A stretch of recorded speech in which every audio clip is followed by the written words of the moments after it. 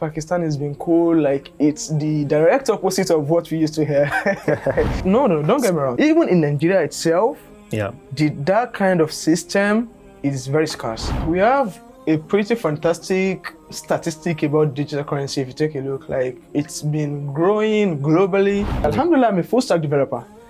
Front end, back end, and database. Nice. I have some couple of websites I've worked on also. There's a qasida that said, "Ma ahsana ad-din wa dunya idha ijtama'a." You understand? When the life and deen combines, like, that's the best. When I heard about Binoria at first, what inspires me the most is the time frame. It's only meant for those who want to be serious in life. And if you want to aim and accomplish big in life. So that's only when you can come to Binoria. Assalamu alaikum wa rahmatullahi wa barakatuh. This is Bashir, your host from Binoria Media English, and welcome back to our Introductory Series. Today we have a special guest who came all the way from Nigeria. His name is Muhammad bin Bashir, and we will take you on a discussion with him today. So without further ado, let's get started. Assalamu alaikum, brother Muhammad. How are you? Wa alaikum assalam wa rahmatullahi wa barakatuh. I'm fine. Alhamdulillah, welcome to Pakistan. Thank you so much. We can know a little bit of your background. How did you get to know about Binoria? What made you come here? How are things back home? Alhamdulillah Rabbil Alameen. It's been a long journey so far. But Alhamdulillah for where we are today. So, Binoria is one of my greatest blessings for coming here, right? So, Alhamdulillah ala hada. I got to know Binoria when I finished my secondary school in Nigeria. So we had two graduates from Binoria then in Nigeria. So they just finished their takhasus and then they went back home. They came back home and they were big shots in the country. So secondary school, which is after junior high, also known as high school. Yeah, of course. Over there we use the JSS and SS system. So junior secondary school and senior secondary school. Senior secondary school. I see. So which will probably be equivalent to the O or A levels here. Yeah, of course. In the British part of the world, yeah, of course. Right? Exactly. I see. So do they have any specialization that you can get in during those secondary or high school years? Or is it mostly just generalized? Well, we do have faculty. So when you are after your primary education, so you get into the junior secondary school. So over there is majorly and mostly general studies, but when you get to senior secondary school, so you can select which departments you want to go for. So we have the art department, we have the science department, and we have the commercial department. And that specializations in secondary school? Yeah, of course. Before college? Before college. Before university, college, yeah. I see. Are they all privatized or is it public by the government? We have the public ones and you have the private ones, so they go hand in hand. Some people prefer to go to the private ones, while some people prefer to go to the public ones. So I see. It's a choice. So it's more what they prefer, not necessarily a certain one better than the other. No. Okay, just like our system, right? Some people seems like some people see it in Nigeria exactly like. They want to go to private schools because over there they focus more on the students, and so you understand. Public school used to be good back in the days, like very excellent back in the days, but it's a little bit weak these days now. So private schools, people rush into private schools more than they do go for public schools. I see. It's just for a better quality education. Of course, they're making their ways there. Yeah, exactly. What do you think was the cause for public schools to take such a hit? Was it a political influence thing, or is it mostly people immigrating and leaving out? It's all due to the country's economical aspect. Because they give money to public schools, but we have like bad leadership, so they don't equip the school very well to decide the necessary standard. Yeah, just systematic corruption that basically the people of the country have to suffer for. So that's why most prefer to go to private school. So when you say you go to public school, people will be like, maybe because you're poor, you don't have money to pay this and that. So that's what people think. But we still have a lot of good ones over there out there. So they're very standard. Yeah. Well, what can we do? These are things I mean, it's in every country like that. Yeah, Most countries. mostly most countries. these countries, especially the African subcontinent, Of course. really been neglected by the rest of the world. Nasalullah as-salam. Yeah, inshallah. So how do you like your journey here? How do you like Pakistan so far? I came here and alhamdulillah, it was so peaceful, even like one of the most peaceful countries I've ever seen. So Wow. alhamdulillah. Yeah, I mean, mashallah. like it's a really good one. How are your studies here? How long you've been here? What are you studying? I've been here, this is my third year here, which will be my last year also. And I'm currently in Dawat al-Hadith. So as I said, it's my final year here.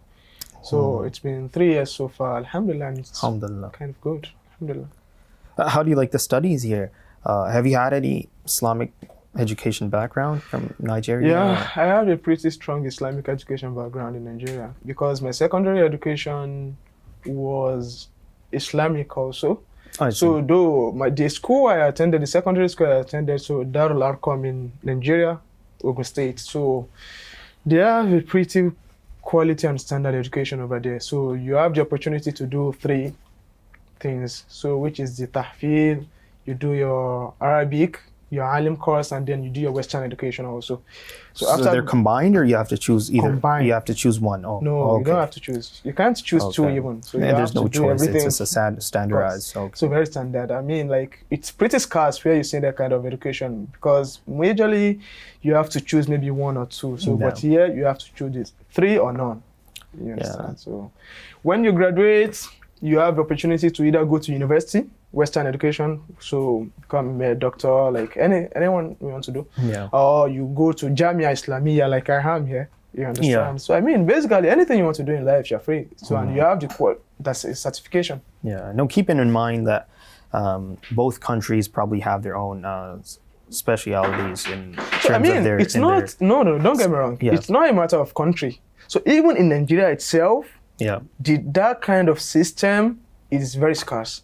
Even in Nigeria itself. Nigeria so itself. I'm not trying to compare like Pakistan and no. Yeah. Like that kind of system, it's scarce in Nigeria itself. Very, very scarce. I see. Even till date, I've not seen a school whereby like such program is being offered in Nigeria even. So how's the education quality, how's the delivery and all that in comparison to Nigeria and Pakistan, if you were to compare them both? If I'm to compare how would you, I think everyone have their own area of specialization. Yeah, so when it comes to Lugha, so I'm talking about the Islamic aspect. You know, I've never had Western education in Pakistan, so I don't know the standard and level.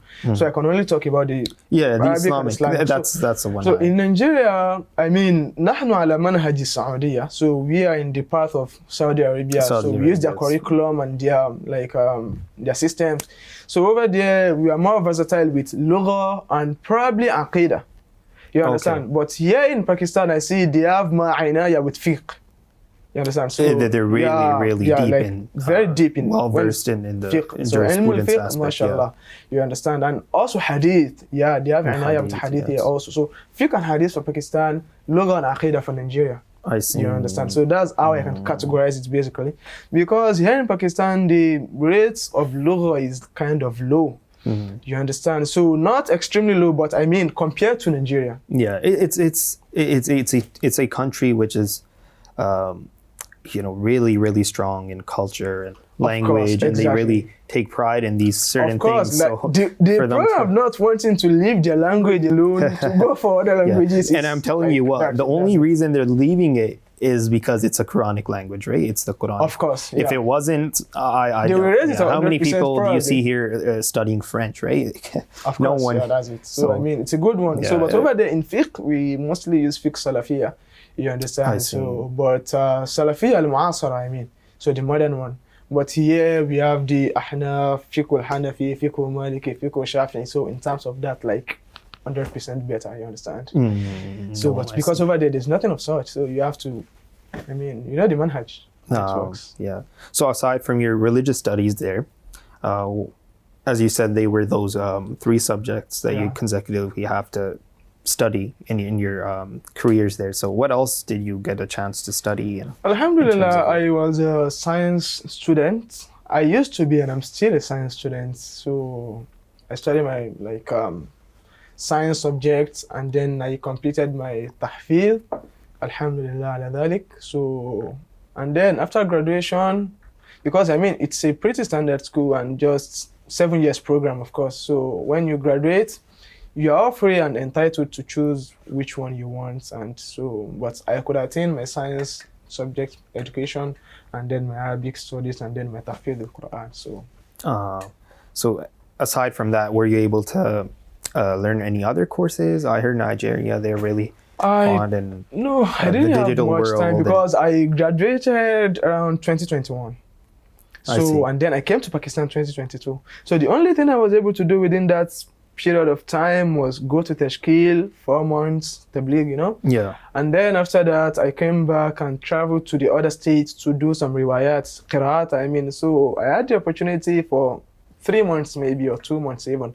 So I did my warsh and I did my qalun, you understand? And then from there I you had specialized qiraat in the reading. but I wanted to do like 7 to 10. So, but I mean, after 3 months, I just heard your Pakistani visa is out. You got the visa, you're like, all right, You have to leave. time to change scenery, huh? What can I do? So it's what I've been hoping for. So I mean, so that's how it just works. So I left and I couldn't do much. What are your hobbies besides all this academic stuff that you have? I have quite a lot and quite few ones. So I like to explore more about tech. So, and then digital currencies also. I'm very, very interested in digital currencies because I'm very, very interested. Digital currency. So how would you describe your experience in the digital financing market? Yeah, we have a pretty fantastic statistic about digital currency. If you take a look, like it's been growing globally for the past few years, you know, like a lot. Everyone, they're into this, like the system of payments and everything now is getting brought. Yeah, no, honestly, especially in our countries, people are shifting away from the traditional SWIFT systems and dealing in currencies that are affiliated with different Canada, countries. Right? Yeah. So yeah, I don't expect less. So I mean, like over there, it's becoming insanely, the volume and the market cap over there for digital currency, it's very, very... Yeah, no, honestly, it's more like, it's coming down into the local markets as well.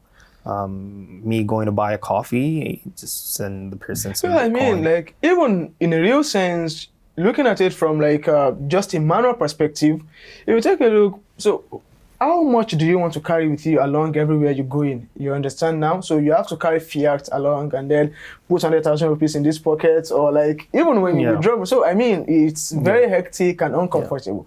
But you can just hold your phones and have millions or billions of dollars in there without anyone suspecting you or even tracing your bank accounts or anything. So it's a very smart idea to keep well. Yeah, no, it's definitely something that'll they won't let you make that excuse that, I forgot my wallet at home. Exactly. No one's going to believe that nowadays, right? Of course. So, I mean, you have your phone with you. Yeah, no, that's really good that you're interested in the digital marketing and the digital finance world. There aren't many people in our field who are willing to transition or merge their careers along with that part of course, exactly. I get that, the markets. Because most people think it's still unrealistic, you understand? I don't know, like some people have fears, phobia for this digital currency or everything. So I will call it digital phobia, you understand? So I mean, they believe in what's physical. What's physical? 100%, I can hold my money, I can hold my fiat, so that's believable. But having something I can't see or feel, so I mean. Yeah. No, I've personally met people really established in their lives, in their careers, and financially well established, and they wouldn't touch it with a 10-foot pole, right? They say, if there's something that I can feel, something I can see, something I can understand, I'll get into that. But otherwise, something just online, do you know what their fear is? Yeah. You know what their fear is? They are afraid, like we have, even because in technology, like we have a lot of breaches. You understand? Yeah. So you can keep your money in some wallet and just, take a look at a few months back. So we have Wazir X in Indian. Do you know this wallet? It's like Binance of a thing. It's like sex exchange. So it got breached. So a lot of people who have money in there, like they lose their money. And then we have some other few ones also that they do get like cyber attack and all these own attacks from time to time. Yeah. So this is their fear. But unknowingly to them, like it's almost same thing. even when you keep your money in banks, In the banks, your account get hacked at times. Yeah, many times the bank goes bankrupt, right? Of course. And the other thing is that for Bitcoin, just for example, I'll use Bitcoin. Yeah, there's no one who owns it, so there's always that fear of how do we know, or how do we predict whether it will crash on us? So people use that as a means of purchasing goods on a daily basis or means of just general investment. So there's always that doubt in it. But honestly, now statistically speaking, it's been a really, really long time, and people have really dug their feet in the ground. So it's not something as... What drives me, like, what made me interested in crypto, like in digital currency, do you know? So I mean, you ask someone, what's your job? Well, like, what's your occupation? You say, I'm a student. Yeah. He is a student, but he's a millionaire. You understand? Not like he is not a doctor, not an investor in anything, so not anything physical. But he is studying in school, continuing his education, and at the same time, also taking care of his future, his financial life, and financial future. You understand? So like, that's what amazed me the most. I mean, like, because when you are to get into business, I want to do exportation and importation. So this and that, a lot of stress, a lot of struggles, you understand? And then at times you have to preach class, you have to miss class to sort yourself out in your business aspect.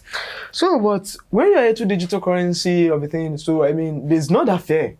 So you don't have to be scared about anything, and then it's can't necessarily disturb your studies except you are lazy and except you are unserious about it. Yeah. So you can just like within the few periods of time you have, so you can work, you do your research and everything, do your analysis, and then go to class also at a convenient time. So, and it's not office time whereby you have to be there 9 to 5, 5 to 10. So I mean, it's not that. I mean, it's not totally stress free. Of course, there's also exactly, and it's a smart way also. Yeah. So I mean, so that's what like drives me and like made me interested in it. Yeah, I have pretty cool interest in software development also. I see. Like websites, software development. Alhamdulillah, I'm a full stack developer. Front end, back end, and database. So nice. I have some couple of websites I've worked on also. And because if you take a look at these two hobbies, I mentioned these two hobbies of mine, you see like they are slightly related. Because even in digital currency, we have a lot of websites. You understand? So for each and every coin, like I mean, there are websites, and then there are these kind of softwares in everything, you understand? Okay, I mentioned WazirX the other time, then we have the Binance, we have a lot of like platforms. So how did they build them? It's through the software development. So I mean, they are they're hand in hand, they work hand in hand. Okay, so what you're saying from what I understand is that your primary focus is software development for digital financing services. Of course, yeah. So digital financiers or... Though I have other interests that drove me towards the software development also. Yeah, I have some reasons also. Because these days, in terms of the religious aspects, you see, we have a lot of applications, like a lot of religious applications going viral these days. And then, like, pretty a lot of things going global and like universal. So that can't be transmitted physically. Yeah. You understand? So we are here now. A lot of people in other countries, we have people in Canada, we have people in Nigeria, we have people in Saudi Arabia watching, you understand? So, I mean, and then there are a lot of services we want to render. There are a lot of things we want to bring to their notice. There are a lot of things we want them to get interested into. You understand? Yeah. But is it necessary until we travel over there before we can convey our messages? You understand? That's really stressful. So, I mean, but with the help of websites, with the help of like, some softwares and some applications, you can convey your message like to the global standard. Yeah. So like that's just it. So even it's very, very beneficial in terms of the religious aspect also. Yeah. No, yeah, it definitely is. It can be a really, really big pioneer and really big helping tool for the religious world. Yeah, of course. Yeah, but there's always that ambiguity about that it's really, really unclear and hard for the Islamic scholars to study to deem it permissible. So some parts of it. So maybe some parts. I would say some parts. Yeah. So in the near future, maybe after you complete your studies, do you have any plans? Maybe look into it. Look into that aspect of Yeah, I do have a lot markets of and plans, relate it like, with. and, like, because I have to connect my Islamic studies to my digital currency and then to my software development. Like, I have a lot of connections to do. So, So your future plans, like what do you plan to do in the future? And like, I'm in my final year now, as I said earlier. So, and then after Dawrat al-Hadith, I'm planning on going to Malaysia to further my studies, you understand? So because for your specialization. For my specialization, Alhamdulillah, bitawfiqillah, thumma bijuhdi Binoria, with the help of Binoria. So they are affiliated with like one of the top universities in the world, International Islamic University in Malaysia. I mean, it's a top-notch university, especially when it comes to religious aspects. So when you see the ranking, I think it's even more ranked than the Islamic University in Medina also. Yeah, of course. Like, they're much more of technology and growth. Innovation, they're much up there. So I want to further my studies over there, and Bismillah, I want to do, well, Islamic banking and finance. That's my interest. Because taking a look at it, like, it's merged, and then it merged with all what I've listed now. So Islamic banking, Islamic finance, together we have your fiqh mu'amalat there. Yeah. And then we have your digital currency there, because we have the blockchain technology and other aspects. You know that, right?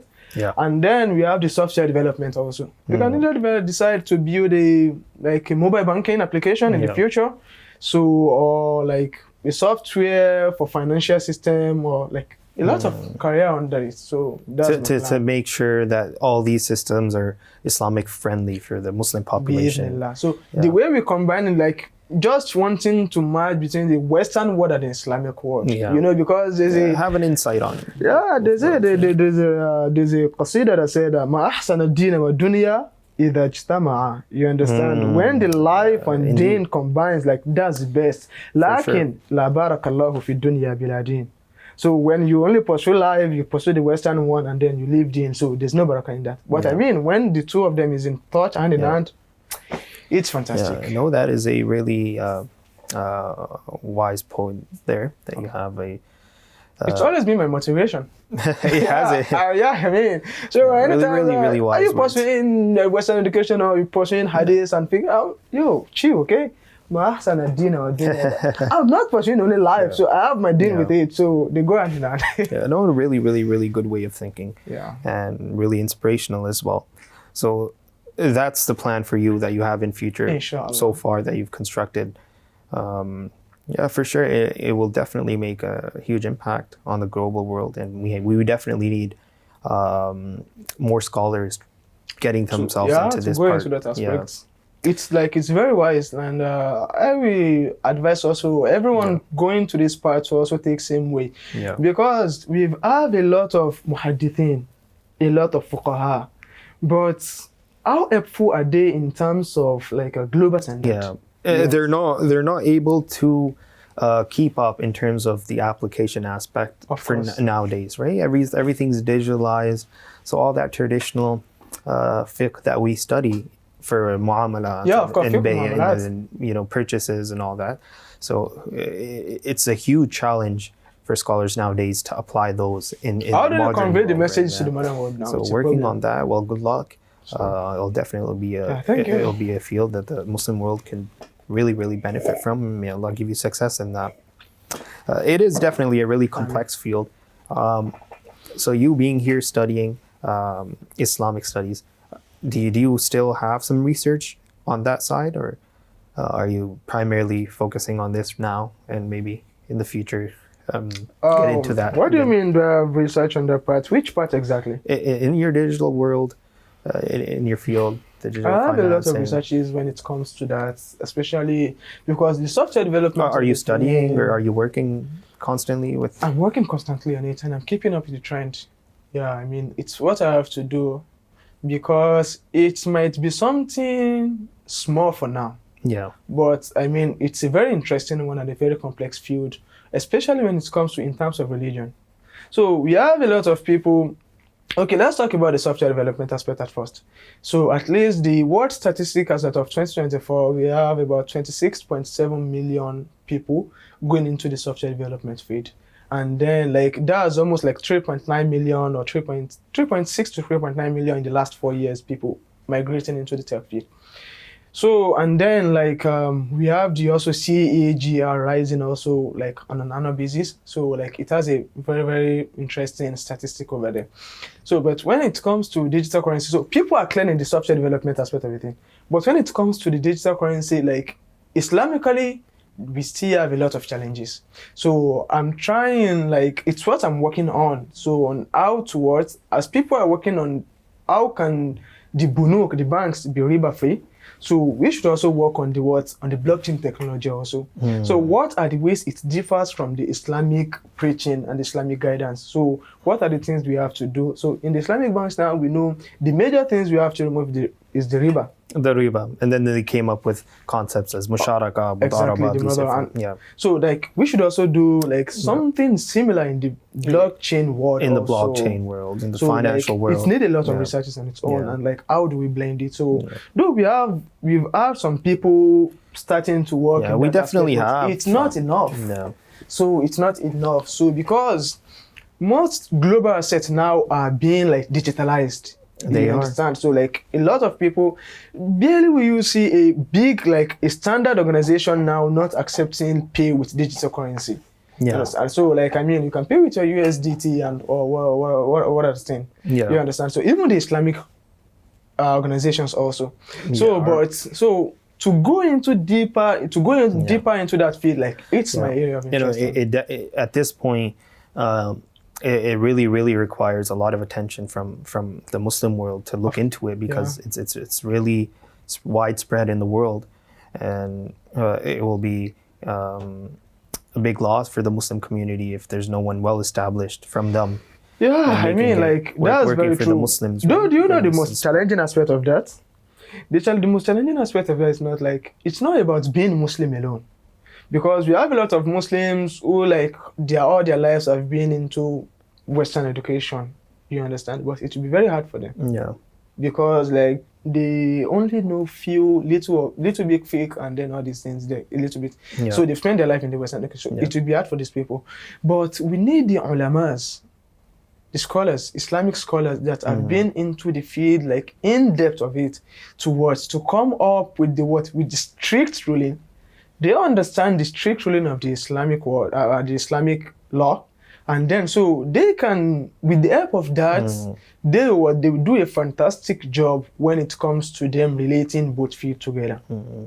You understand now? Yeah. So I mean that's Yeah. No, as you said, there's more than 17 million people pursuing digital finance. yeah. And I don't think there's a quarter of a fraction in that 17 million that have a moderate Islamic education. Of course, exactly. So that's something that you understood, and may Allah make your journey easy and make the Ummah benefit from the likes of you.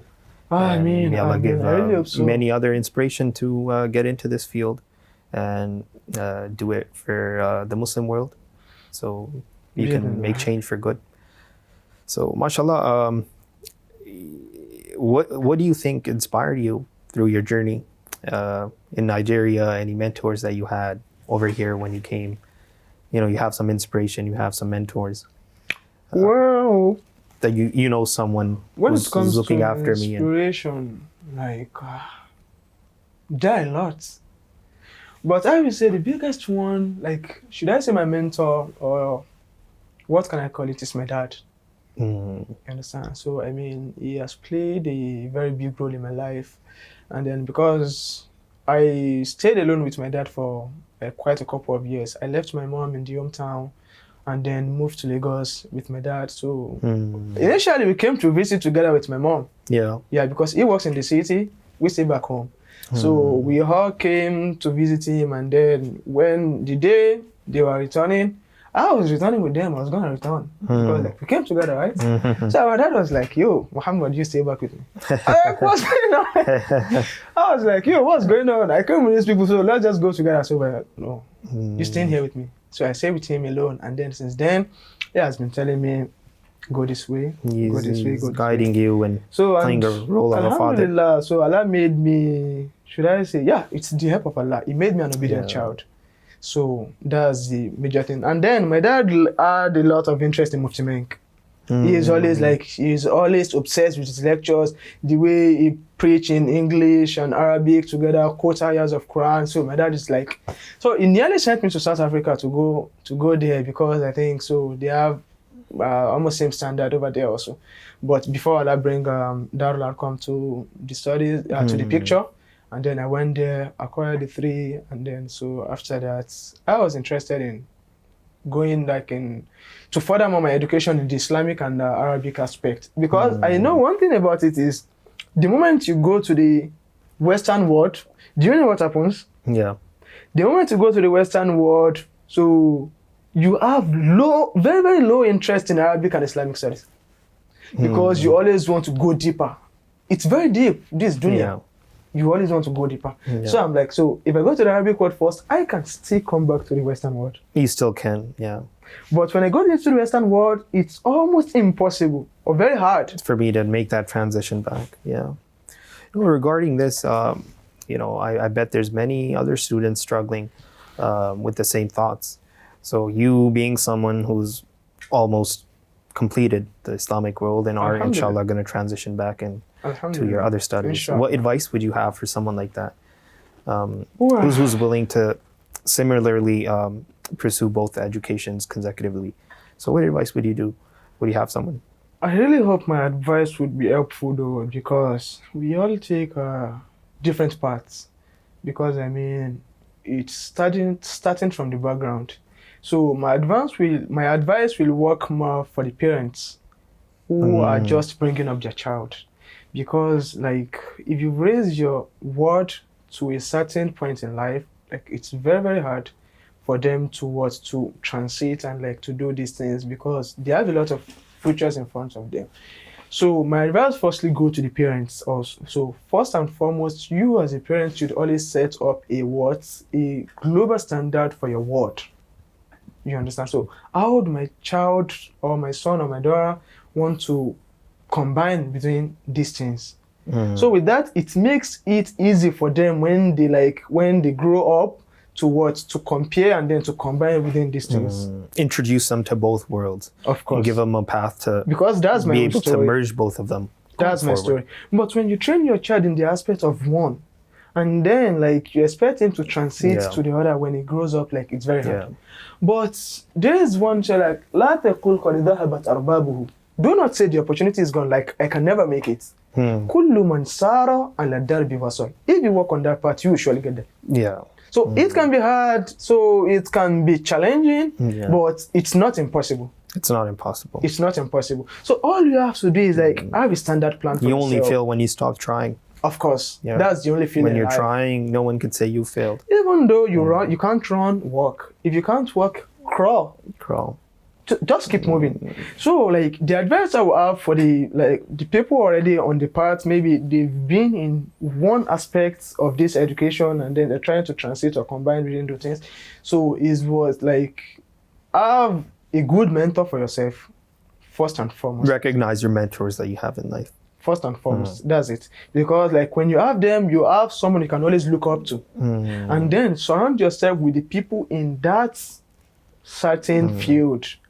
So that you can always feel like, because anytime you feel sense of being inferior, you always have that urge to go more and to further more in life. So you like, what I have is not enough. What I have is not enough. So you keep struggling and you keep climbing the ladder. But when you surround yourself with those below you, beneath you, so you'll be like, compresses the zeal that you have. And so I'm like, I have it all already. So feel like rotate yourself and then like make musahaba with those who are in that field and they are higher than you. So you keep learning and then they keep motivating you and mentoring you. So and then with that, you keep excelling that way. Strong tertib, have a tertib for yourself, okay? The way I'm pursuing my Arabic studies. Diversify your surroundings. So Alhamdulillah, we have a lot of online platforms now where you can learn. So even though you are busy or occupied with your Arabic studies, you can always take 30 minutes to 1 hour of your English studies at one side. You understand? And then with that, before you know it, 2 years, 3 years, you are trained also, and then you start seeing everything easy. So like that's my own honest opinion and advice for anyone trying to go into that field. And really well said, by the way. Now, if we look at this part, what advice would you give someone wanting to come to pursue their education here in Binoria, any international students who are willing to come, looking to get into this part? It's when I heard about Binoria at first, do you know what inspires me? Like, what inspires me the most? Yeah. Is the time frame. Yeah, because time frame? Yeah, time is very, very valuable. You understand? The time frame of the studies, you mean? Of the studies. Oh, okay. So I finished my secondary school, I have my A-level. So going like the world standard is always 4 years degree, 3 or 4 years masters. Okay, let's say 3 years. That's 7 years. And then another 4 to 5 years PhD. So that's almost like 12 to 15 years. It's a lot. So, but when I heard like in this so madrasa or Jamia, you can attain up to your master's degree within 3-4 years. Yeah. I was flabbergasted. So I'm like, this is interesting. So I already I have the mindset of pursuing my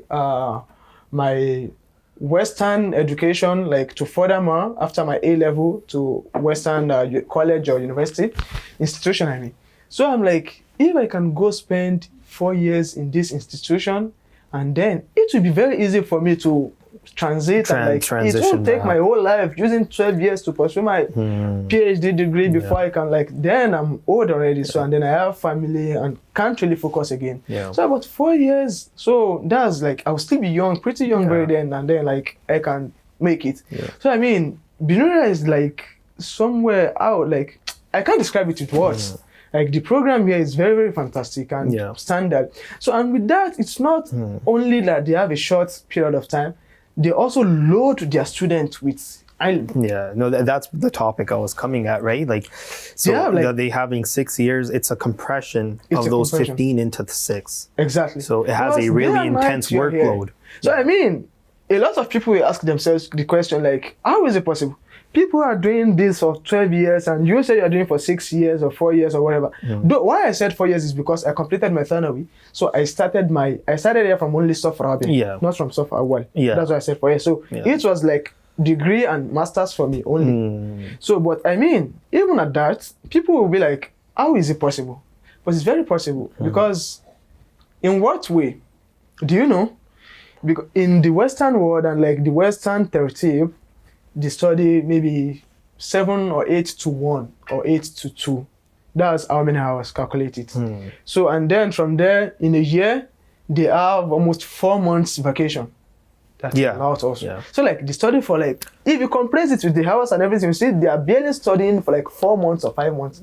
After like we subtract the hours on a free day, they have weekends. So I mean, everything like it's just, but in here, there is no that vacation for you. There is no that rest. You study from minus all those extra days to 11 in the night. That's crazy and very hectic. And with only 2 months off throughout the year. 2 months off only, and then over there they have 4 months plus weekends. No weekends, no long vacation. So I mean, it's very possible. And then if you put it into consideration and calculation, you see that it's perfect and like. It all makes sense. It all makes sense and so much. So, but when people tell you the only years, like I'm using 4 years to do this, they'll be like, what are you studying over there? You just they think maybe and like you're not serious over there. But when you tell them the program, can you try it? Whenever they go to school in the morning, they have to by in the afternoon they're back to their homes and then to their very private lives. But in here you are in the class from morning to night, day in, day out. No rest, no vacation, no breaks.